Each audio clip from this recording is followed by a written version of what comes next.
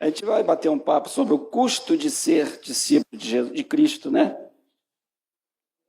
O custo de ser discípulo de Cristo. Existe um custo, né? Existe um porquê, existe uma entrega, existe uma renúncia quando nós decidimos ser discípulo de Cristo. Quando nós decidimos ser discípulo de Cristo, nós não mandamos mais em nós. A gente já não é mais dono de nós. Ou seja, seria bom que fosse assim. Que aí tudo a gente entrega para o Senhor, deixa tudo com Ele e Ele vai nos conduzindo. O prazer do Senhor é nos conduzir mesmo, quando nós decidimos ser discípulo dEle. Por quê? Porque Pedro diz lá em suas cartas que Ele deixou os exemplos e suas pisadas, para que nós pudéssemos seguir por elas. Então o Senhor foi, mas Ele deixou aqui o exemplo dEle, deixou suas pisadas, para quê? Para que nós não venhamos a se perder, né? Então, quando nós decidimos, aí tem as pisadas para a gente seguir, tem o caminho, tem os exemplos, e tudo isso o Senhor deixou para nós. Interessante que Paulo, quando ele estava com dificuldade, ele sentava assim e pedindo resposta do Senhor, e muitas das vezes vinha a resposta, outras vezes não. Mas ele nunca deixou de ser discípulo, porque ele disse: sede meus imitadores, como eu também sou do Senhor. Em outras palavras, quando ele estava sentado lá, sem resposta, o Senhor chega para ele e anima. O Senhor senta ao lado de Paulo e o anima, dizendo assim: se anima-te, porque você ainda vai pregar em Roma. E Paulo, é fácil o Senhor Jesus falar para você que você vai pregar em tal lugar assim, vai testemunhar, vai falar do amor dele, né? E Paulo já estava preparado para que tudo pudesse vir de ruim na vida dele. Por quê? Porque quando ele teve um encontro com o Senhor, o próprio Senhor Jesus falou para ele: duro será para ti recalcitrar, e tu verás o quanto é o sofrer pelo Evangelho. Então Paulo já englobou tudo aquilo na mente, falou: opa, o perder para mim é ganho. Não tenho minha vida por preciosa, com tudo que cumpre em mim o ministério que o Senhor me deu. Em outras palavras, ele diz assim também: olha, se for fazer em vão essa glória que recebi do Senhor, o que me espera é melhor morrer do que fazer em vão essa glória que recebi do Senhor. E Paulo deu os exemplos de sofrimento, ele deu o exemplo de... Eu aprendi, em Filipenses diz, eu aprendi, ele fala aos Filipos, eu aprendi a me contentar. Aprendi a ter pouco, aprendi a não ter nada, aprendi a ter fatura, aprendi a não ter nada, aprendi, coisa que ele não sabia, mas ele aprendeu. Então, ser discípulo do Senhor, a gente aprende todos os dias, renegando, renunciando. Aquilo que a nossa vontade, a parte humana da vontade de fazer, é aquilo que vem na frente, porque Paulo diz, o bem que eu não quero fazer, esse está sempre pronto. Eu estou sempre pronto para fazer o bem que eu não quero, mas aquilo que eu não quero fazer, isso eu tenho que me esforçar. Ele está falando da carne, da luta, do espírito. Então, quando a gente decide a buscar o Senhor, decide a ter um encontro com o Senhor, em Colossenses capítulo 2, versículos 6 e 7, diz... Aquele que conheceu o Senhor, é necessário que esteja nele. Porque não é só conhecer, mas é permanecer nele. Porque conhecer o Senhor, acho que quase que o mundo todo conhece. Mas permanecer nele é uma coisa mais de relacionamento, é uma coisa mais firme, é uma coisa mais de intimidade, né? Permanecer nele. Colossenses, Paulo escreve aos Colossos, é necessário, um dia que você conhecer o Senhor, é necessário você permanecer nele. E nós vamos ler aqui em Lucas capítulo 5, versículo 17 ao versículo 26, que diz assim, Lucas capítulo 5, versículo 17 a 26. O custo de ser discípulo de Cristo.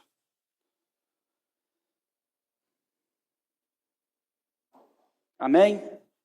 Lucas, tá ali, tá. Num outro dia, quando Jesus ministrava, estava sentado ali fariseus e professores da lei, vindo de todos os povoados da Galiléia, da Judéia e de Jerusalém. E ele tinha o poder de Deus para realizar curas. Chegaram então uns homens trazendo um paralítico numa maca e tentaram fazê-lo entrar na casa a fim de apresentá-lo perante Jesus. Tentaram fazê-lo entrar na casa a fim de apresentá-lo perante Jesus. Jesus estava lá dentro da casa.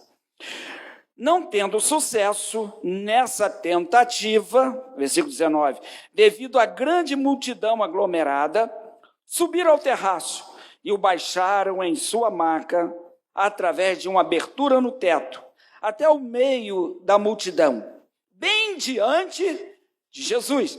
Eu acho interessante Lucas, né? Como ele escreve nos detalhes, né? Lucas, ele sempre se preocupou com aqueles mínimos detalhes. E quando ele diz assim, no meio da multidão, aí ele vai naquele detalhe que para nós é muito importante. Bem diante de Jesus. Ou seja, bem na frente de Jesus. Não é só simplesmente descer no meio da multidão, não, mas no meio, na frente de Jesus. Observando a fé que aqueles homens demonstravam, Jesus declarou: homem, os teus pecados estão perdoados. Diante disto, os escribas e os fariseus começaram a cogitar: quem é este que profere blasfêmias? Quem tem poder para perdoar pecados, a não ser somente Deus? Somente Deus? Jesus, entretanto, tendo pleno discernimento do que estavam pensando, questionou-lhes: que censurais em vossos corações? Que é mais fácil declarar: os teus pecados estão perdoados, ou levanta-te e anda? Todavia, para que vos certifiqueis de que o Filho do Homem tem na terra autoridade para perdoar pecados, dirigindo-se ao paralítico, declarou: eu te ordeno, levanta-te, pega a tua maca e vai para casa. 25. Então, naquele mesmo instante, o homem se levantou diante de todos os presentes, pegou a maca em que estivera prostrado e correu para casa louvando e bendizendo a Deus. Vida nova. Tudo mudou. Uma pessoa que vai carregado na maca, carregado por 4 pessoas, porque no livro de Marcos já fala esse detalhe, por 4 homens. E Lucas aqui diz homens, mais de um. Então aquele homem vai num estado e sai outro. Ele entra de uma maneira naquela casa, de uma maneira que louca. Porque para servir o Senhor tem que ser louco mesmo. Fazer coisas que o mundo duvida que você faz. É você na intimidade com o Senhor, tiver a vontade de gritar, grita, louvando o Senhor, chorando, falando, testemunhando. A maneira de que você como quer louvar o Senhor, ou estar diante dele. Não importa o que o mundo pensa, não importa o que as pessoas falam de você. O que importa é que você está diante do Senhor e provando para o Senhor, nem questionando, mas você diante dele, para mostrar, não é nem para mostrar para o Senhor não, porque ele já conhece a sua vida, mas para você, para mostrar para você mesmo o qual debilitado você é. Igual este homem aqui, diante do Senhor, no meio da multidão, e ele não pede nada, porque o Senhor sabia muito bem do que aquele homem estava precisando. A acusação que aquele homem estava sofrendo de dia e de noite dos seus familiares, da sociedade, não era bem aceito na sociedade. Você é um homem que vai morrer desse jeito, você nasceu paralítico, vai morrer porque você, porventura, você está pagando pelo pecado de alguém da família que cometeu. Então, para você não tem jeito. E nesse contexto, estava Jesus ali querendo ensinar para os fariseus, para os doutores da lei, os professores da lei, estava tudo ali. Em todos os momentos do ministério de Jesus, onde ele colocava os seus pés, era para ensinar, era para falar, é para instruir, que o que ele veio fazer é totalmente diferente da lei, porque a lei mata, a lei destrói, mas a graça, ela dá vida, e vida em abundância. aquilo que você acha que não tem mais jeito, quando você se coloca de pé diante do Senhor, não precisa dizer nada, eis-me aqui, Senhor. O Senhor já sabe do que você precisa. E quando ele chega para aquele homem paralítico e diz, os teus pecados estão perdoados. E Jesus fala em alto e bom som. E todos aqueles homens ali da lei, os cultos da lei, os professores, e eles começam a questionar entre si nos corações. Quem é este? Que blasfêmia é essa? Em dizer que os seus pecados são perdoados? Será que este homem não sabe que é só Deus que pode perdoar pecado? E eles estavam ali diante de Deus encarnado. Jesus estava ali. Você vê que são pessoas cegas. Pessoas que não querem enxergar, tendo ouvido, mas não escuta, tendo os olhos, mas não veem. E Jesus chamou eles de quê? Sepulcros caiados. Enquanto que este homem estava lá necessitado, o homem estava paralítico, cheio de dor, sofrimento, a vida toda, desde nascença, e estava lá precisando de pessoas para locomover ele de um lado para o outro, e não tinham compaixão dele. Só via ele como uma pessoa fora da sociedade, uma pessoa que não tem jeito, uma pessoa que estava discriminada, uma pessoa que não tinha realmente jeito nenhum, uma pessoa qualquer. Mas Jesus chega ali e muda a vida daquela pessoa. E no versículo 21 diz assim, diante disso, os escribas e os fariseus começaram a cogitar, quem é este que profere blasfêmias? Quem tem poder para perdoar pecados a não ser somente Deus? Jesus, entretanto, conhecendo seus corações, questionou-lhes, que censurais em vossos corações? Que é mais fácil declarar os teus pecados estão perdoados ou levanta-te e anda? E o Senhor dá uma lição para eles ali. Todavia, para que vos certifiqueis de que o Filho do Homem tem na terra autoridade. Então declarou para o paralítico, eu te ordeno, levanta-te, pega a tua maca e vai para casa. Vai para casa para quê? Para mostrar que todos os seus familiares estavam enganados com relação a ele. Então ele sai dali com outra perspectiva, ele sai dali renovado, com outra mente, ele chega lá para desfazer, para fazer o confronto de mente daquilo que as pessoas, até os seus parentes, pensavam dele. E ele chega lá totalmente diferente, andando e carregando a sua maca, uma coisa que ele já precisava das pessoas o levarem, e ele já leva ela para casa, ele não jogou fora não, e ele leva a sua maca para casa. Então vai para a tua casa. Então naquele mesmo instante, o homem se levantou diante de todos os presentes, pegou a maca que estivera prostrado e correu para casa. Correu para casa, louvando e bendizendo a Deus. E todos ficaram estupefatos e glorificavam a Deus, e tomados de grande temor, exclamavam, hoje vimos grandes prodígios. Queridos, é isso. Ser discípulo do Senhor, você vai ter o apoio, você vai ter a base, você vai ter a proteção do Senhor em todos os instantes da sua vida. Agora, não vai ter boa coisa. Você vai ter que testemunhar para a sua casa, o que Deus tem feito em sua vida, testemunhar para as pessoas o que Deus tem feito. Então, nós temos uma vida com o Senhor, não é para a gente ficar calado, andar de um lado para o outro, sem testemunhar, sem falar do amor. É impossível o seguidor de Cristo ficar calado. Ele fala, ele proclama, ele diz os milagres. O que acontece em sua vida não adianta, em qualquer lugar que você estiver. Em todos os lugares, em todas as esferas da vida. E Atos capítulo 6, capítulo 3, versículos 6 e 10. É interessante que a gente, acabando de ler lá o Atos capítulo 2, é capítulo 3, aliás. Aí fala assim, ó, a cura de um aleijado, desde nascença. Estava lá na porta chamada Formosa, aquele jovem estava lá cheio de problemas, aleijado, não andava, era carregado também de um lado para o outro. E por que ele ficava ali? Questão de sobrevivência. Ficava ali mendigando.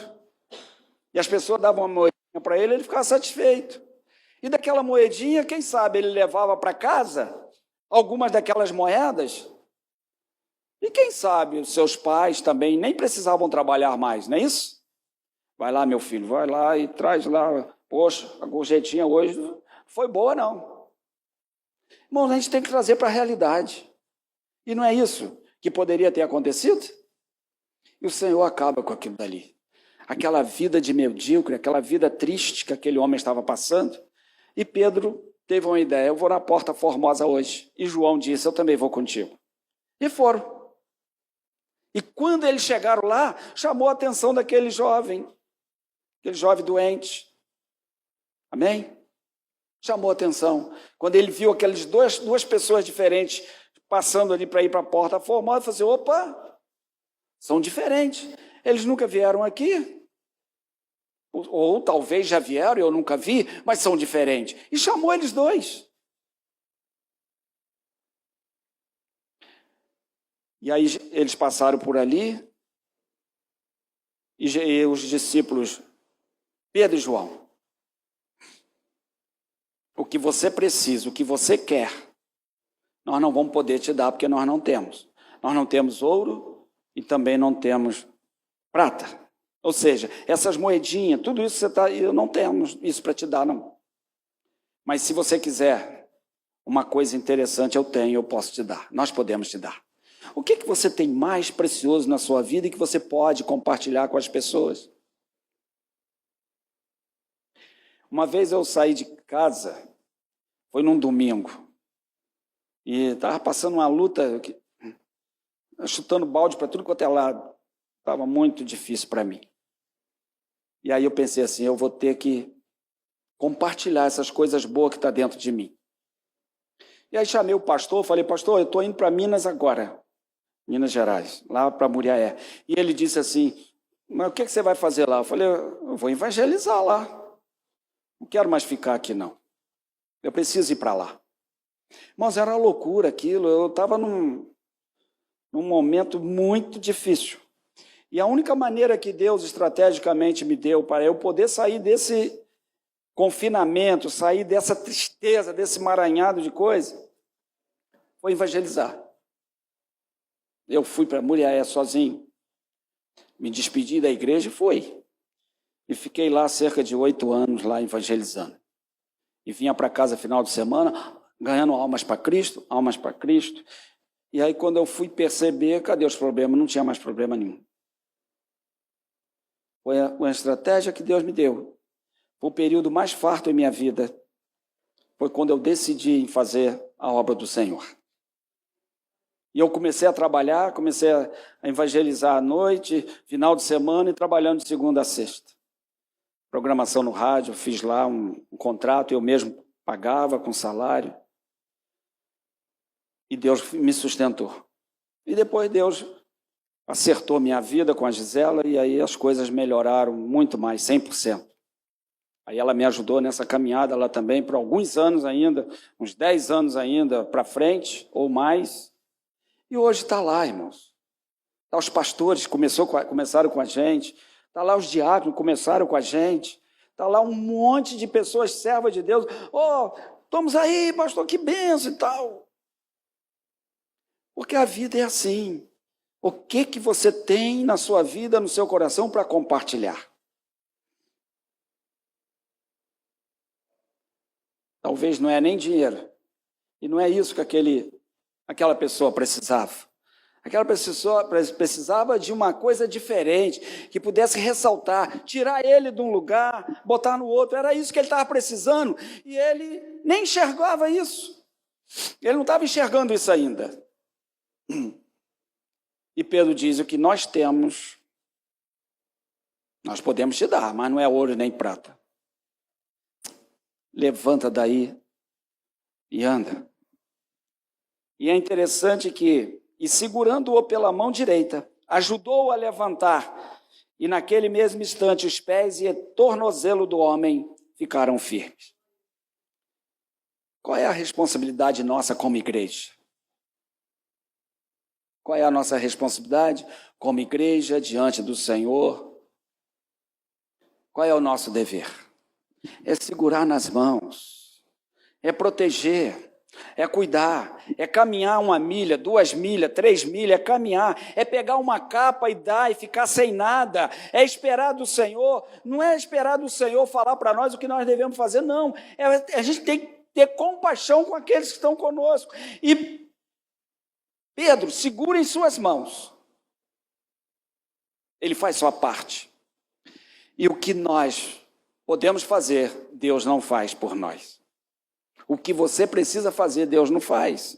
Segurar na mão, cuidar, levantar. Isso foi Pedro e João que fizeram.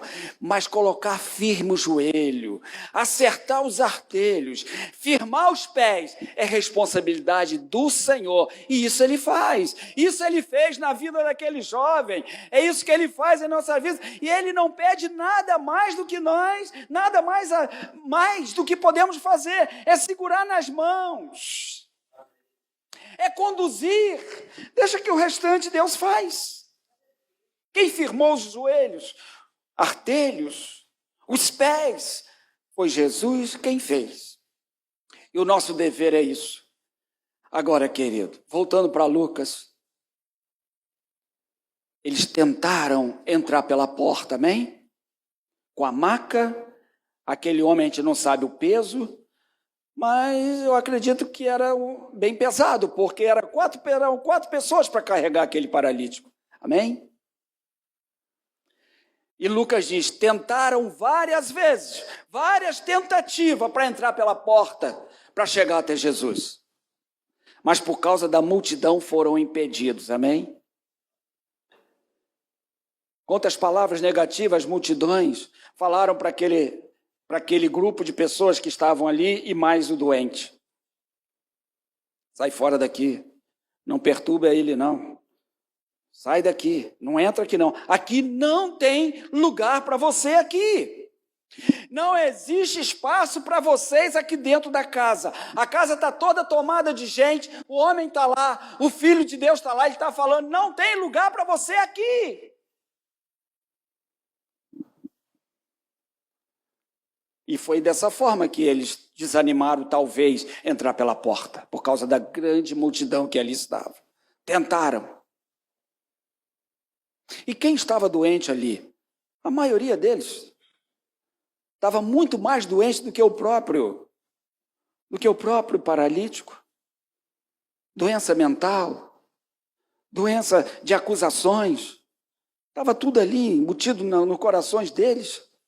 Muito mais doente do que aquele paralítico. Mas com certeza um teve uma ideia. Vamos fazer o seguinte, vamos subir por essa escadinha aqui, vamos lá para o telhado. E vamos descer este homem por uma corda.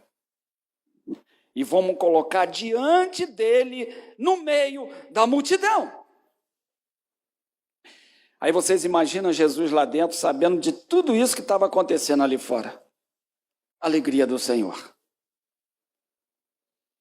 Existe a fé coletiva, querido. Existe aquela fé coletiva que para Deus fazer um milagre, ela tem que estar em concordância no momento ali das pessoas. O paralítico tinha fé? Tinha. Os outros 4 também, a mesma forma, para que isso pudesse acontecer, para que algo diferente, o milagroso, para que algo sobrenatural pudesse acontecer na vida deles, tinha que ter uma fé coletiva. Ali não era fé individual, mas coletiva, todos dizendo a mesma coisa. Vamos levar ele lá, porque alguma coisa vai acontecer. E alguém deve ter falado, mas coloca ele diante do Senhor, não precisa dizer nada, porque ele sabe de todas as coisas. E ali, abaixo, diante da multidão e na frente de Jesus. E ali os discípulos ficam olhando. Os 4 estão lá em cima. Porque os 4 não desceram não, querido. Os 4 ficaram lá em cima. Desceram eles. Os 4 ficaram lá em cima esperando o resultado, amém? Os 4 ficaram lá em cima esperando o resultado. E o resultado foi surpreendente. Querido, deixa Deus trabalhar na sua vida, você como cristão, você como cristã, seguidora de Cristo. discípulo do Senhor. O que custa você ser discípulo do Senhor? Negar a si mesmo. Não chega diante do Senhor com justificativa, não. Igual aquele jovem que teve todo o tempo e teve toda a chance para aceitar o Senhor, para ter o Senhor como Senhor da vida dele, aquele jovem rico. Mas ele chegou lá cheio de justificativas. Eu tenho guardado os mandamentos, todos os mandamentos, e desde a minha meninice eu tenho guardado. Jesus disse, pois bem, e tem guardado mesmo, prazeroso, parabéns para você. Tem guardado, não matarás, não terarás, não mentir, falso testemunho. Jesus citou todos os mandamentos para ele, ele disse, tudo isso eu tenho guardado desde a minha mocidade. São as justificativas. E ele disse, pois bem, mas ainda te falta alguma coisa. Ainda te falta alguma coisa. Então, irmãos, o que faltava na vida daquele jovem? Jesus explicou a coisa que faltava. Vai, vende tudo, tira do coração tudo isso. E tenha um coração puro, um coração limpo, um coração sincero. E segue-me. Joga fora, despreza, venda tudo que você tem, distribui para os pobres e siga-me. A Bíblia diz que o jovem saiu dali triste, aborrecido, mas ouviu a verdade e foi embora. E não voltou mais. Também não sabemos se houve um encontro lá depois, a gente não sabe.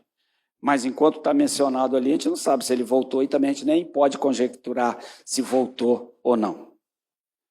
Mas o Senhor tem sempre dado oportunidade para as pessoas voltarem, se arrepender.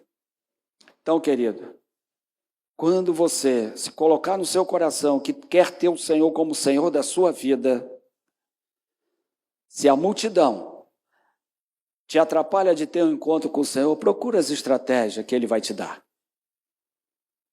Procura as estratégias. Não deixa a multidão te impedir. Não deixa a distância, a dificuldade te impedir de estar diante do Senhor. Porque para o mundo e para aquelas pessoas, era uma dificuldade muito grande. Subir no telhado, olha o trabalho que deu. Subir 4 pessoas, subir lá no telhado, tira a telha, aí desce com o homem lá. Isso foi um trabalho, irmãos. Aceite os desafios. Não pensa que a vida acabou, não. Às vezes, por qualquer coisa, a gente desanima. Qualquer coisa, a gente fica triste, aborrecido. Não fica assim, não, querido. Nós estamos muito bem. Um Brasil abençoado. Um Rio de Janeiro com todas as suas dificuldades, somos abençoados. Eu tenho certeza absoluta que você chega em casa, abre a geladeira, tem coisa para comer. Você abre lá, a sua despensa tem lá o arroz, tem o feijão, com certeza tem. O Senhor nunca deixou faltar nada em nossas vidas, absolutamente nada. E às vezes existem problemas que nós procuramos. Às vezes a gente passamos o dia todo procurando problema para viver nele.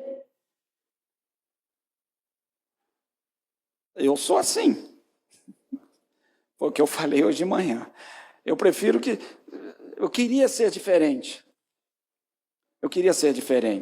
Mas às vezes eu procuro um problema que nem existe. E aí daqui a pouco eu estou envolvido com aquilo ali, acabou o dia, e aí vem a tristeza. Marta tinha seu valor, não tinha? Mas naquela hora ali, o principal era estar com Jesus, amém? Ela tinha seus afazeres. E Jesus não tirou isso dela, não. Você está certa, Marta. Mas eu não vim aqui para ver casa bonita. É isso que Jesus quis dizer. Eu não vim aqui para comer o melhor prato que você ia fazer. Eu não vim aqui para isso. Eu não vim aqui para ver o sofá arrumado. Eu não vim aqui para ver o tapete estendido, não, Marta. Era isso que Jesus quis dizer. Eu vim aqui para alimentar a alma. E ela, Maria, sua irmã, entendeu isso. E Jesus é tão simples. Jesus é tão simples que não precisa de você se esforçar muito para interpretar o que Ele quer fazer na sua vida, não. Jesus é muito simples. Ele é muito simples. E Ele vai tratar com a simplicidade de cada um de nós. E às vezes a gente quer fazer coisas bonitas, fazer isso, fazer aquilo, pensando que vai agradar o Senhor, e às vezes não. Às vezes não. Agora, o que Marta estava fazendo era importante? Era muito importante. Mas o que Maria estava fazendo era muito mais importante ainda. Amém? E Marta podia fazer depois. Seguiu o exemplo. Mas ela não, ela fez uma coisa grave ainda, porque ela foi reclamar com Jesus.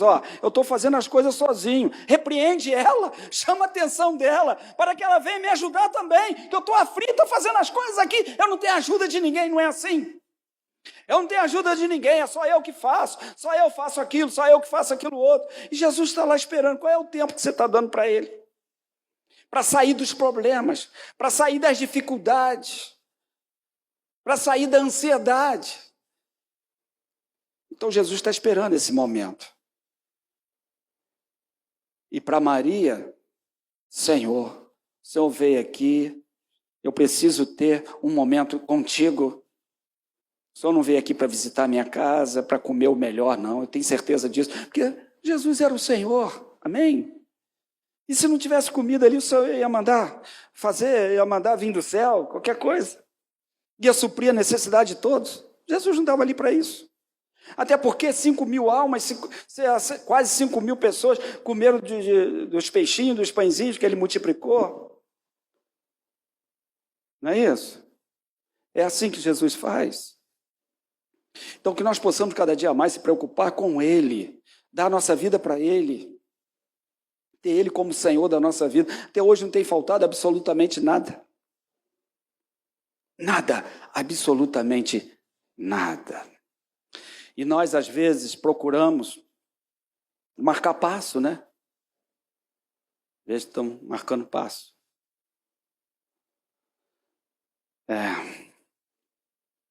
Mas uma coisa chamou a atenção, porque Marta diz assim, Senhor, uma coisa eu tenho certeza. Engraçado, interessante, né? Com todas as falhas que Maria teve, que Marta teve e nós também temos, que às vezes é muito maior do que a dela, ela diz assim, Senhor, se tu tivesses aqui, com certeza, o meu irmão não teria morrido, se tu tivesses aqui. Quando seu irmão morre, se tu tivesse aqui, Senhor, com certeza, meu irmão não teria morrido. E é interessante que Jesus, quando soube da morte de Lázaro, ele levou 4 dias ainda para chegar.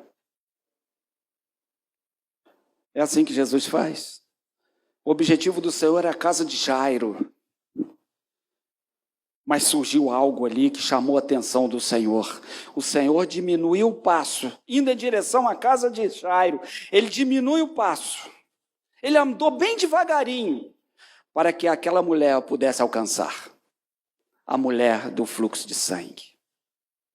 Talvez se ele fosse correndo, aquela mulher não alcançaria, porque ela já estava fraca. Já tinha perdido todo o sangue, quase uma boa quantidade de sangue, tinha gastado todos os seus bens. Jesus, sabendo, ele anda devagar. É a casa de Jairo, tá. E quando ele, antes de chegar à casa de Jairo, as pessoas chegam e falam para ele, precisa ir lá, não precisa ir para a casa do príncipe da sinagoga, que é Jairo, não precisa ir para lá, não, sabe por quê? Porque a filha dele já morreu, não tem mais jeito. Aí ele chama Jairo e anima ele.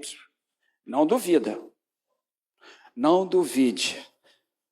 Crê tão somente. Que coisa linda, né, irmãos? Crê tão somente, não duvide. Falou para ele, no ouvido dele, de Jairo, tão somente crê, não duvide. Não importa o que a multidão fala, não importa o que eles falam no seu coração ou na sua mente, mas é o que eu falo para você, não duvide, crê tão somente. E aí ele vai. Mas como eu falo de uma fé coletiva, aí o que Jesus diz? Pedro, Tiago, João, chega aqui. Jairo, só nós aqui que vamos entrar dentro da sua casa. Essa multidão fica aqui fora. Deixa essa multidão aí. Que eles depois vão ver. Eles vão surpreendê-las. E aí eles ficaram lá fora, né? Um conversando com o outro. E aí? Será que ele foi fazer lá? Não tem mais jeito. A filha já morreu. Não tem mais jeito. O que ele vai fazer lá dentro? Daqui a pouco Jesus sai de lá com a menina já ressuscitada. Existe jeito para a nossa vida? Existe. A circunstância vem para a nossa vida? Vem. Mas um dia ela vai passar, querido. Jesus não te chamou para você viver nesse emaranhado de problema a vida toda, não. Ele te chamou para você viver em paz, alegria, salmodiar, vitória em Cristo. Vitória em Cristo, entre aspas. Porque nós já estamos em vitória com Ele. Porque pela graça do Senhor sois salvos por meio da fé. Isso não vem de vós, é dom de Deus. Não vem das obras para que ninguém se glorie. Nós sempre teremos vitória em Cristo Jesus. E nós mesmos não teremos nada disso. É só confusão. E aí, voltando para Atos, ele diz assim, Pedro diz assim, vai para casa. Vai para casa. E mostra lá para sua família o que aconteceu com você hoje. Certo? Por certo, quando ele chega em casa, a família já estava esperando ele chegar com um moncado de moedas, não é isso? O lucro daquilo que ele estava trabalhando, pedindo, né? Ele chega ali diferente. Chega andando e por surpresa de todos. E aí ele vai explicar, né? O que Deus tem feito na sua vida que você precisa compartilhar. Deixa as pessoas te dar a mão. Deixa as pessoas te conduzir. Porque alguém me conduziu a estar aqui. Alguém conduziu a Gisela para estar hoje aqui. Conduziu a mim e todo um de nós. Então nós precisamos conduzir a outros. Mas firmar os artelhos e os pés é Jesus que faz. Nós não temos condições de fazer isso. Então aquilo que eu posso fazer, Deus não vai fazer por mim. O que eu preciso fazer, Deus não vai fazer por mim. Então a gente precisa entender isso. Amém? Houve empecilho para entrar na casa? Houve. Mas o Senhor deu estratégia. Alguém ali falou, olha, eu estou com uma ideia aqui. Não sei se vocês vão concordar. É uma ideia meia doida, meia loucura, mas eu estou com uma ideia aqui. E o cara na marca lá, e está ali os 4. Eu tenho uma ideia. Qual é a ideia? Vamos subir pelo telhado. A gente amarra numa corda. É uma ideia doida, não é? Mas para ver Jesus, você precisa ser louco mesmo. É subir na figueira brava, enquanto que a multidão estava lá atrapalhando Zaqueu. Amém? Zaqueu estava na ponta dos dedos, procurando um lugar para ver Jesus. Ele era de estatura mediana, ele não tinha condições de estar ali no meio da multidão. E ele procurando ver Jesus e não conseguia, ele viu uma figueira brava. Eu falei, é aqui que eu vou subir. Pelo menos eu vou ficar mais alto do que a multidão. E pelo menos ele passa aqui, eu fico satisfeito em vê-lo. E como Paulo diz aos Colossenses, você precisa conhecer o Senhor e estar nele. Não é simplesmente ver. Ver, todo mundo ver. Mas o Senhor vai e olha para ele e diz assim, Zaqueu, Zaqueu, desce depressa daí, rapaz. Quase que dizendo assim, você está ficando maluco? Esse galho pode quebrar aí, trazer esse problema para você. Não precisa disso não, desce daí. Desce daí, Zaqueu. Porque hoje eu me convém pousar, dormir em sua casa. Que coisa linda, hein? Ele se convidou em estar lá. E foi um grande discípulo de Jesus. Enquanto que nós, aqui de fora, acusamos Zaqueu que foi isso, foi aquilo. E Jesus nunca chamou ele disso, nem daquilo. Perdão imediato. Através de quem? Da graça. A plena graça, e ela vem com aquele pacote, é o que nós estudamos hoje de manhã, coisa linda, perdão imediato, conhecer o Salvador, acesso direto ao Pai. Estudo bíblico hoje foi uma benção. Perdão imediato, porque Zaqueu disse assim, Senhor, se eu fraudei alguém, eu estou disposto a pegar metade dos meus bens. Olha, Nossa, presta atenção no que eu vou dizer. Eu vou pegar metade dos meus bens e distribuir para os pobres. Pronto, ele já ia ficar com 50%, amém? E desses 50%, eu vou restituir, porventura, alguém que eu fraudei 4 vezes mais. Sabe o que acontece isso, irmão? Ele estava liberando tudo. Ele não ia ficar absolutamente com nada. Mas eu encontrei o maior do que eu, é Jesus. Eu só queria vê-lo. Mas ele quis vir aqui na minha casa e eu abri o coração para ele. Amém? Enquanto que a multidão fecha a porta, Jesus abre porta para você. Enquanto que a multidão te impede de chegar lá, Jesus sempre vai te dar uma estratégia para você estar perto dele, diante dele, colocando diante dele o que você precisa, o que o Senhor vê e necessita realizar em sua vida. Querido, não desanima não. Desanima não. Porque você é uma peça importante nas mãos do Senhor e ele, Jesus, ele decidiu voluntariamente, amorosamente, investir em você. Investir em você porque ele acredita em você. Ele acredita que você pode ser e deve ser o porta-voz das boas novas do Senhor. Que o Senhor cada dia mais possa encher nossas vidas, nos preparar, lapidando cada vez mais. Nós não sabemos quantos doentes nós vamos encontrar pela vida fora. Mas você precisa estar preparado como cristão para segurar nas mãos, conduzir, amparar, suportar amorosamente. Dar a sua capa para aqueles que estão sentindo frio. Mas espera que quando você faz isso, os artelhos e os pés, o Senhor vai firmar. Isso a gente não tem condições de fazer. É a mesma coisa a ordem que Jesus deu para as irmãs de Lázaro. Remove a pedra. Retira as pedras. Isso aí Jesus não faz. Retira a pedra. E aí as pessoas falam, Senhor, mas é difícil tirar as pedras. Porque cheira mal. Não deixa chegar nesse ponto de cheirar mal, não, querido. Retira imediatamente as pedras. E viva uma vida suave com Cristo. Amém? Porque o dia da manhã, querido, é outro dia. A gente nem sabe se a gente vai estar vivo amanhã. Entrega toda a sua ansiedade no Senhor. Só obedece, retira as pedras, não entra com questionamento não, Senhor, mas olha só, eu não posso sentir esse cheiro, porque esse cheiro me faz mal, eu não vou retirar pedra nenhuma não. Jesus diz, o que Jesus quis dizer? O problema é seu. A ordem é tirar a pedra. Você não quer ver alguma coisa, um milagre, ou ver alguma coisa diferente, o sobrenatural acontecer, então remove a pedra. Eu acho que teve uma relutância tão grande, né? Poxa, Senhor. Porque se Jesus fala assim, olha, eu vou ressuscitar ele, tira a pedra, porque não vai ter mau cheiro nenhum. Era fácil. O Senhor quer que você faça a prova com ele. Aquilo que você acha que não tem vida é onde tem vida, é onde que Deus quer dar vida. Remove essa pedra daí.